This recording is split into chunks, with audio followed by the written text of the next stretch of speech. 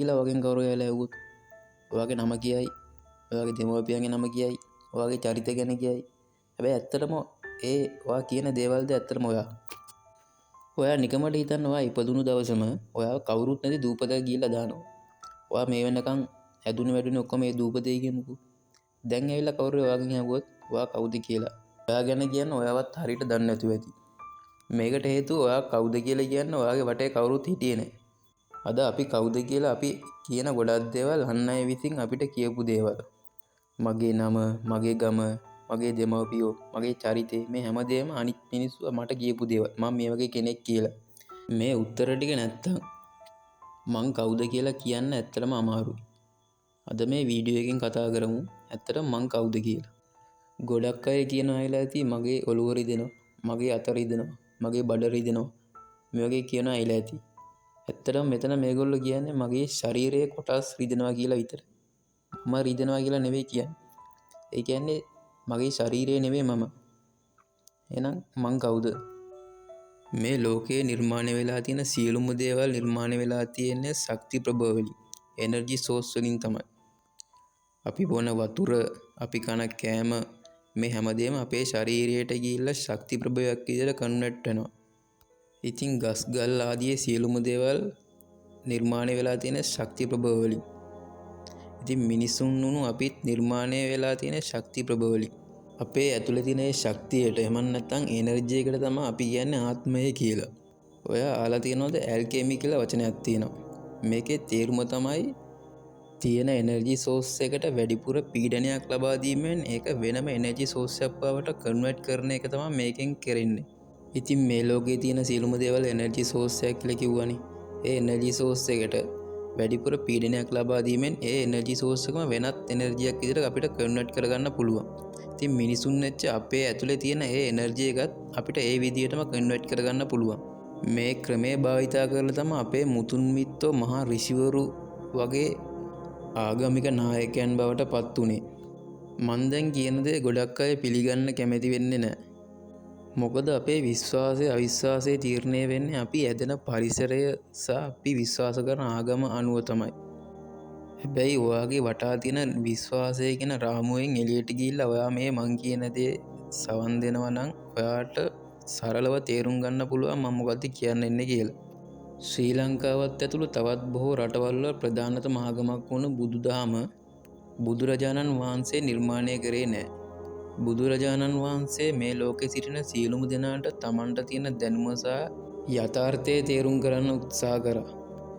මේ වගේම තමයි ලෝකේ අපි දකින සියලුම ආගම් නායකයින් තමන්ට කියලා ආගමක් නිර්මාණය කරේ නැහැ.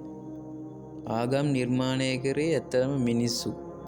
මිනිස්සු මේ ආගම් ભેද නිර්මාණය කරේ අපිට ඇත්තම යථාර්ථය තේරුම් කරන්න උත්සාහ කරන්න නෙමෙයි. මිනිසුන්ව ඒගොල්ලන්ට නොදැනුවත්වම පාලනය කරන්න නිර්මාණය කරපු දෙයක් තමයි. මං කලින් වීඩියෝ එකේ කිව්වා මිනිසුන්ව සල්ලි වලින් පාලනය කරනවා කියලා. හැබැයි සල්ලි වලටත් කලින් මිනිසුන්ව පාලනය කරන්න නිර්මාණය කරපු දෙයක් තමයි මේ ආගම් ભેද කියන්නේ. ලෝකේ අද අපි දෙවියන් කියලා සලකන කිසිම කෙනෙක් කියලා නෑ මං දෙවි කෙනෙක් මට ආගමක් තියෙනවා කියලා. මොකද මේ හැම කෙනාම ඒ தත්ත්වයටපත් උනේත් මිනිසත් බව ලබලා. ඉතින් මිනිසත් බව ලබපු මේ සියලුම දෙනාගේ ඇතුලේ තියෙන මේ එනර්ජි සෝස් එකට පුළුවන් මේ தත්ත්වයටපත් වෙන්න. දැන් මම මුලින්ම ආපු ප්‍රශ්නෙට උත්තරය හම්බුණානේ. මම කියන්නේ මගේ ශරීරය නෙමෙයි. මගේ ඇතුලේ තියෙන මේ ශක්තිය. මේ ශක්තිය මෙච්චර බලවත් ශක්තියක් මගේ ඇතුලේ තියෙනවා නම් ඇයි තාම ඒ ගැන දන්නේ නැත්තේ? මගේ ඇතුලේ තියෙන ශක්තියට පුළුවන් මගේ ජීවිතේ මට ඕන විදිහට ජීවත් වෙන්න. මට ඇයි තාම මේ දුක, කරදරය, මරණය වගේ දේවල් වලින් මිදෙන්න බැරි වෙන්නේ? මේකට හේතුව ඇත්තටම ඔයාගේ හිත. හිත කිව්වම මෙතන ගොඩක් අයට එන ප්‍රශ්නයක් තමයි හිතයි මමයි කියන්නේ වෙන වෙන දෙයක් නෙවෙයිනේ. දෙකම එකයිනේ කියන එක. හැබැයි ඇත්තට මේක එහෙම නෙමෙයි. ඔයා වෙනයි, ඔයාගේ හිත වෙනයි. මේක සරලව තේරුම් ගන්න මම පොඩි උදාහරණයක් කියන්නම්. ඔයා මූණ බලන කණ්ණාඩිය. ඔයා බලන කණ්ණාඩියෙන් පේන ඒ රූපේ ඇත්තටම ඔයා නෙවෙයි. ඒකෙන් පේන්නේ ඔයාගේ අනුරූපයක්. ඒ කියන්නේ ඔයාගේ ඇහැට පේන මායාවක්.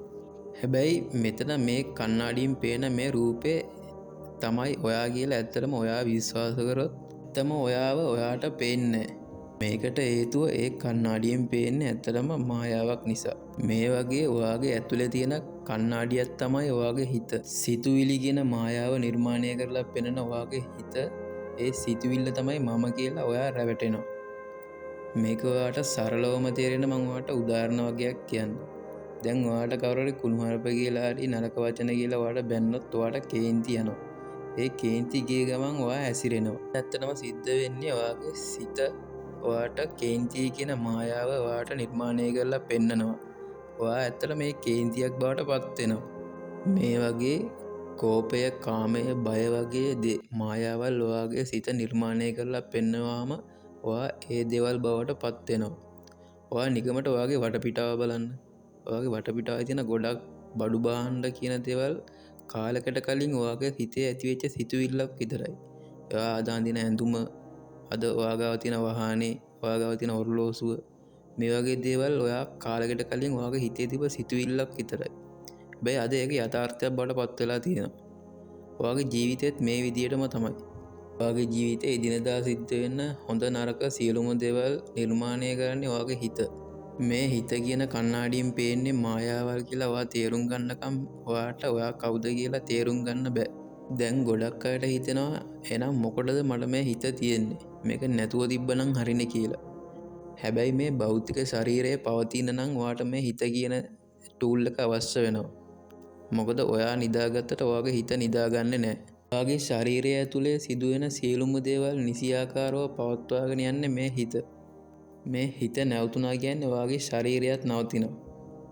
හරි. අපි දැන් බැලුවා අපේ ශරීරයත් අපි නෙවෙයි, අපේ හිත කියන්නේත් අපි නෙවෙයි. අපේ ඇතුලේ තියෙන එනර්ජි සෝස් එකක් තමයි අපි කියන එක. එහෙනම් මොකද්ද මේ එනර්ජි සෝස් එක? කියන එනර්ජි සෝස් එක තමයි අපි හැම කෙනාගේම ඇතුලේ තියෙන්නේ. මේකට යුනිවර්ස් කොන්ෂස්නස් කියලා කියනවා. එහෙමත් නැත්නම් යුනිවර්ස් මයින්ඩ් කියලා කියන්නේ මේකට. සරලවම කියනවා නම් මේක හැමතැනම තියෙනවා, හැම දෙයක්ම තුල තියෙනවා. ඒ හැම දෙයක්ම ඔයා තුලත් තියෙනවා. එහෙනම් ඔයා කවුද කියන එකට ඇත්තම උත්තරේ මේ යුනිවර්ස් එක කියලා කියන්න පුළුවන්. මට මේ වීඩියෝ එකෙන් කියන්න තියෙන මිනිසත් බව ලැබුණ අපි කොයිතරම් පවර්ෆුල් ස්පීසිස් එකක්ද කියන එක. නමුත් අපි අද ජීවත් වෙන්නේ අපි කවුද කියලාවත් අපිට හොයාගන්න බැරි මායාවන් වලින් අපේ ඇස් වහපු මැට්‍රික්ස් එකක් ඇතුළේ නිකන් මැෂින් විදියට. මේ වීඩියෝ එක ගැන ඔයාලට තියෙන අදහස කමෙන්ට් කරන්න. මගේ channel එක සබ් කරන්න.